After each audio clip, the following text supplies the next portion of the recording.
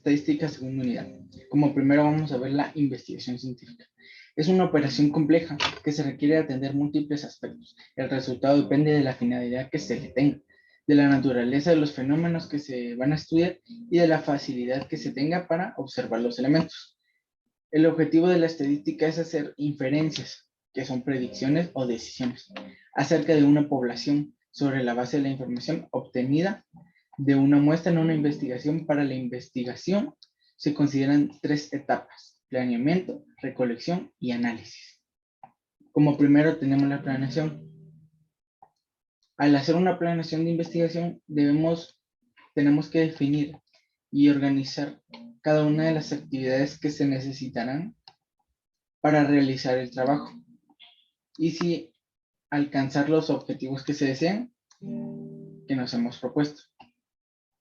Y dentro de la planeación tenemos el objetivo de la investigación, que se tiene que identificar con claridad. El fin que se propone: formular el problema de tal manera que permita determinar los objetivos generales y los específicos. En esto tenemos que responder las siguientes preguntas: ¿qué se va a investigar?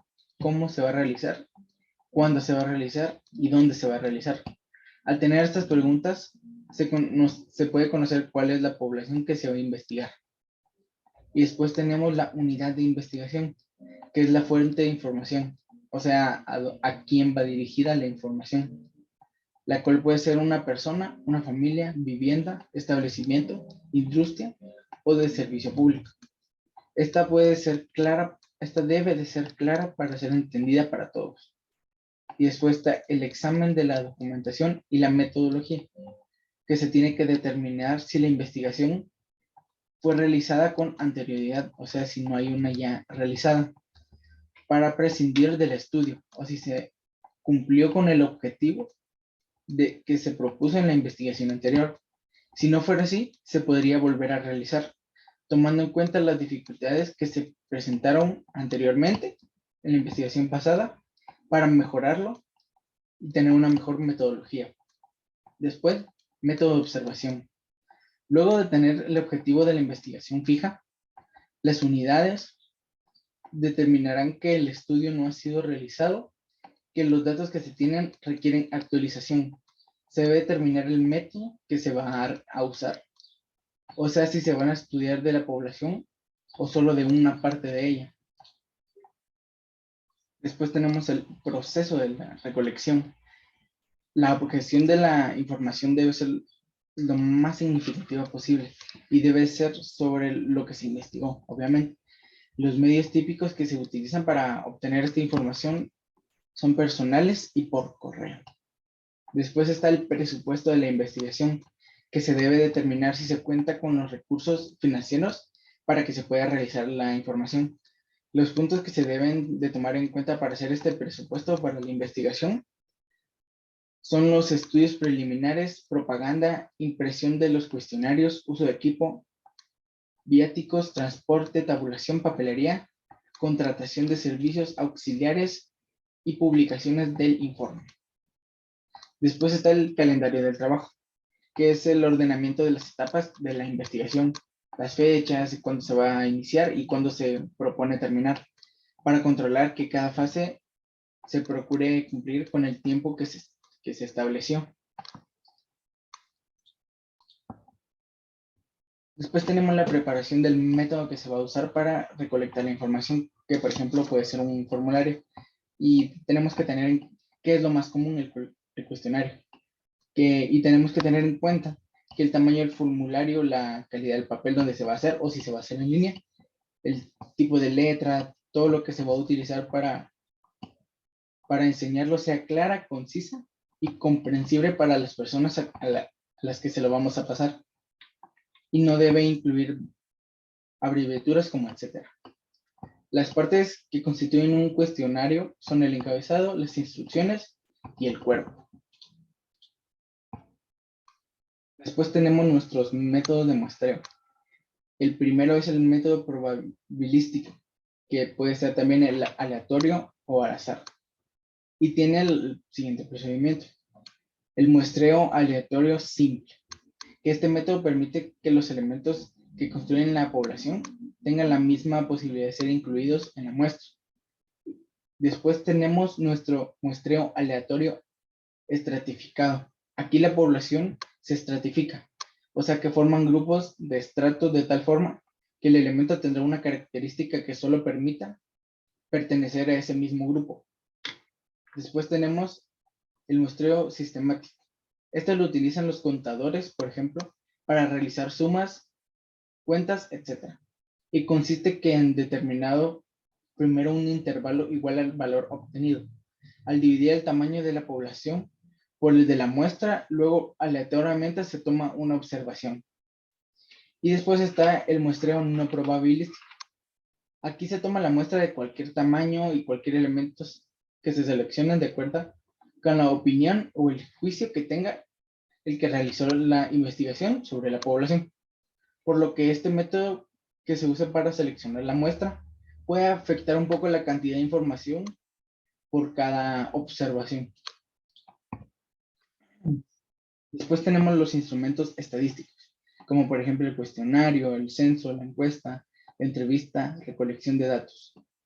Como primero tenemos el cuestionario, que tiene ciertas características, la claridad de la terminología empleada para realizar las preguntas, después no ser extensos y evitan que no sean respuestos de forma inadecuada. Y también hay tipos de cuestionario, de preguntas restringidas o de preguntas no restringidas. ¿A qué se refiere con restringidas? Que la información se elige su respuesta en las alternativas fijas por el investigador. No es, estas pueden ser dicotómicas, sí y no, y de múltiple selección, que incluye varias respuestas, como por ejemplo, ¿cuál es su sabor de helado favorito? Chocolate, fresa, vainilla, cereza. Y después están las preguntas no restringidas, abiertas, que requieren una respuesta libre y con la relación propia del sujeto al que se le va a realizar el cuestionario, como por ejemplo, ¿cuál es su materia favorita y por qué? Después tenemos el censo, que el censo, la información que se obtiene es de toda la población. Este debe llegar a todos los pobladores del lugar que nos interesa obtener los resultados. Esto se realiza por medio de los padrones y los censos generales de la población, que por ejemplo se pueden hacer cada 10 años. Después tenemos la encuesta, que sirve para obtener información sobre un grupo o muestras de la población, que se puede hacer por observación directa, motivación, teléfono, correo, entrega personal del cuestionario o paneles. Después tenemos la entrevista, que también tiene sus tipos, que es la entrevista dirigida y la no dirigida. Y la dirigida, esta sigue un procedimiento fijado de antemano mediante un cuestionario o una guía. Y después está la no dirigida, que esta deja de la iniciativa total del entrevistador, que le pueda realizar cualquier pregunta al entrevistado media vez tenga coherencia con la investigación. Después la recolección de datos, que tiene sus pasos. 4. 1. Definir los objetivos de la investigación del experimento que se quiere realizar. Definir la variable y la población de interés. Definir los esquemas para recolectar mediante los datos. Y de último, determinar la técnica que se va a realizar de análisis de datos, descriptiva o inferenciales. Después tenemos nuestro procedimiento. La información que se obtiene debe ser depurada, clasificada, resumida y analizada, aplicando las técnicas de estadística. El procedimiento debe ser depurar datos, ordenar los datos, clasificar los datos, tabularlos y presentarlos. Después tenemos nuestro análisis, que por el medio del análisis de la información muestral se puede comprobar si se cumple o no las hipótesis que se habían planteado. La comprobación de los resultados que se obtuvieron en una investigación con la cual los estudios similares no permitirá formular posibles soluciones para resolver el problema. Las curvas de frecuencia absoluta nos proporcionan información respecto a la forma en la que se distribuyen los valores de una variable. Y las curvas de frecuencia absoluta deben tener las formas siguientes: acampanada, normal o normal, curva plana, asimétrica, forma de J, invertida, simétrica, apuntada, asimétrica, forma de J, invertida, distribución acumulada y asimétrica bimodal. Y como por último, les dejo un ejemplo de la creación de las variables, que es solamente una pregunta. ¿Cuáles son las redes favoritas de 50 alumnos de la Universidad de San Carlos de Guatemala? Esto es todo por hoy. Gracias por ver.